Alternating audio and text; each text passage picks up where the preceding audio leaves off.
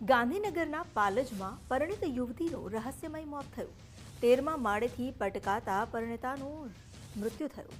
નિર્માણાધીન ફ્લેટના 13મા માળેથી આ પરિણીતા પટકાઈ નીચે। અકસ્માતની આશંકા વચ્ચે કેસમાં નવો વળાંક આવ્યો છે। મૃતકના પિતાએ મૃતકના પતિ સામે પોલીસ ફરિયાદ નોંધાવી।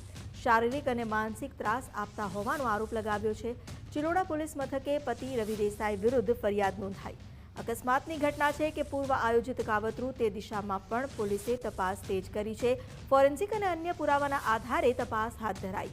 અકસ્માતની ઘટનામાં અઠવાડિયા બાદ કેસમાં નવો વળાંક સામે આવ્યો।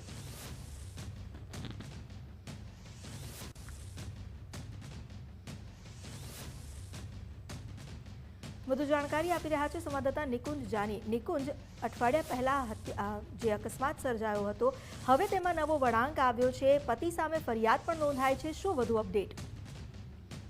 અઠવાડિયા પહેલા 9 જુલાઈએ ગાંધીનગરના પાલજ ખાતે 13મા માળે થી પડકાતા એક પરિણીતા યુવતી જે છે તેનું મૃત્યુ થયું હતું।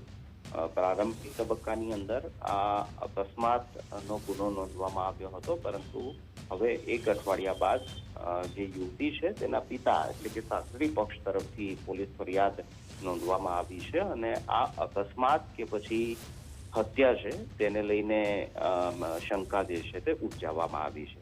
મહત્વનું છે કે મૃતકના પિતાએ જમાઈ સામે શારીરિક અને માનસિક ત્રાસના ગંભીર આક્ષેપો સાથે પોલીસ ફરિયાદ નોંધાવી છે।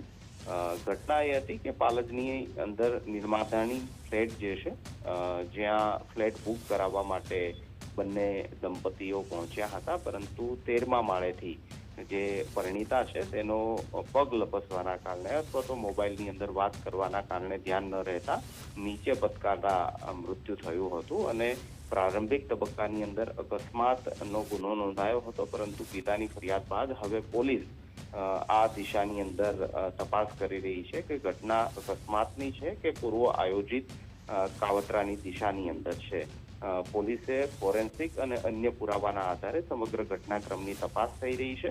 સાથે જ જે પતિ છે રવિ દેસાણી તેની પણ પોલીસ જે છે તે કડકાઈ સાથે પૂછપરછ કરીને આ ઘટનાક્રમની અંદર સત્ય શું છે તે ઉજાગર કરવા માટે પ્રયાસ કરી રહી છે। જી, આભાર આપનો જાણકારી આપવા માટે।